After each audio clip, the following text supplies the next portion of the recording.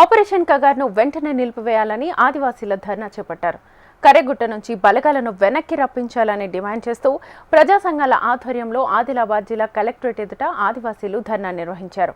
మావోయిస్టులపై అమలు చేస్తున్న ఆపరేషన్ కగార్ను వెంటనే నిలిపివేసి మావోయిస్టులతో శాంతి చర్చలు జరపాలని డిమాండ్ చేశారు. శాంతి చర్చలకు తాము సిద్ధంగా ఉన్నామని మావోయిస్టులు ప్రకటించినా కేంద్ర ప్రభుత్వం నుంచి స్పందన లేకపోవడం విడ్డూరంగా ఉందని ఆరోపించారు.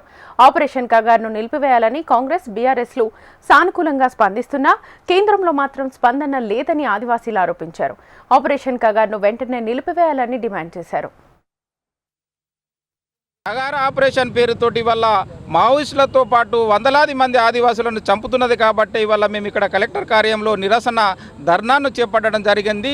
తప్పకుండా ఇది భవిష్యత్తులో పెద్ద ఎత్తున తెలంగాణ రాష్ట్ర వ్యాప్తంగా కూడా ఆదివాసీలు, అన్ని వర్గాల ప్రజలు, ప్రజాస్వామికవాదులు, బుద్ధిజీవులతో కలిసి పెద్ద ఎత్తున పోరాటాలు చేస్తాం.